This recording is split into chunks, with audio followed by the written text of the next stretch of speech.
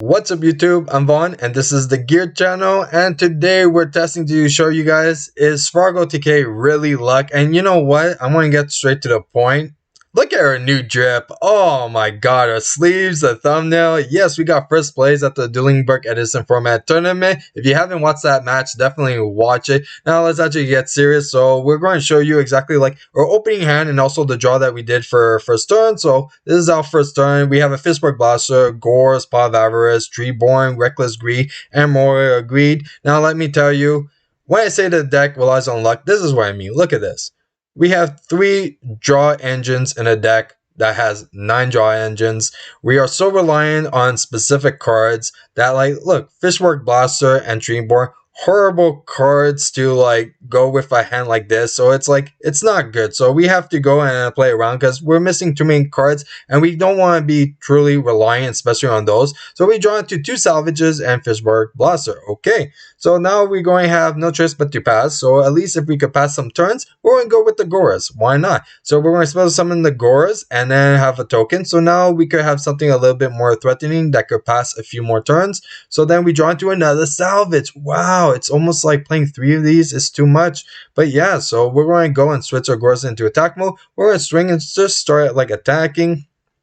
See if they respond with anything. No. Okay, Dandelion is going to do its thing, and then we're just going to set the Reckless and set the Fishborg, because if we did get substituted, then that means we're going to have to go to the point of returning the frog or anything if our Gores and the token was gone. So that's why it wasn't worth for it to be keeping at hand, just in case of scenarios. So they're going to go into the Breed Dragon, and now they're going to make the Black Rose, which was a good call to actually put that Fishborg face down, because if we top deck a substitute with Reckless, then we would have been screwed. There we go.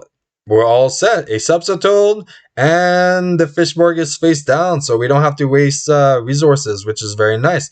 So now they're going to go trade in. They go and draw into Soul Release. So now if they go Soul Release on us, we actually just lose. So they're going to go Foolish first, get the monster, then they're going to go and Banish to go and Special Summon, and they do not do the Soul Release. So imagine that, we got lucky just because he did not do this card.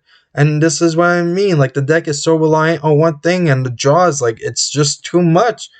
So then what we're going to have to do is end the game. And how do we do this? Well, we're going to start with the substitute. We want to discard the Greed. Then we could actually start doing deck thinning. So very simple. Look at that. Just swap Frog, getting rid of our substitutes, and then make Dust Frog, then salvage to get these substitutes. And we're just going to keep on making boards and different plays like nonstop. Look at this. All because of so many draw. We had to do 2 draw engines just to get to this result. Like, this is what I mean. Like, it's all probabilities. Like, there's not really much of like guarantee like searches, and we're going to get into that in just a moment, because I know some of you are going to make arguments about like swap frog or dupe, but no, because first of all, dupe, yeah, you know what, it searches a frog, but at the same time, if you're against a pro player, that frog is going to miss timing.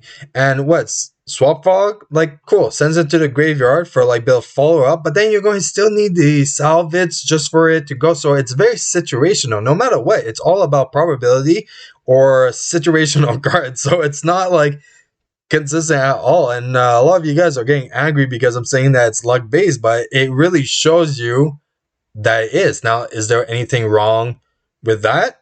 No, it's completely fine. It's almost like the equivalent of like Go Format's Reasoning Gates, okay? Reasoning Gates, good deck, all that. It involves a lot with probability though. Same thing with this deck. It's not bad decks. And when people are pointing out like, oh, but like the misplays and this and that, it's like, no, you can evaluate a deck even without like piling the deck, okay? If you go and just focus on like the consistency of it, and you do even like hand testing, and you just look at the ratio, you could tell there are so many players that are like, they're terrible at piling in decks, make great decks, and then vice versa, because we have pro players that are good at playing the game, but they're bad at building decks. And this is exactly it. It's like this deck just focuses on probability. And you know what? Like, what else do we have? It's all circumstances card. You have a deck that revolves around one tuner that can easily be interrupted. And this is why I say that the deck is pretty much like Reasoning Gate for Go format, is because it's a good deck at the moment, but once everyone knows how to play around it, it's not going to do so well. So at the moment, it's doing well, but once it gets to that point, we're never going to see this in the top cuts. You're going to see that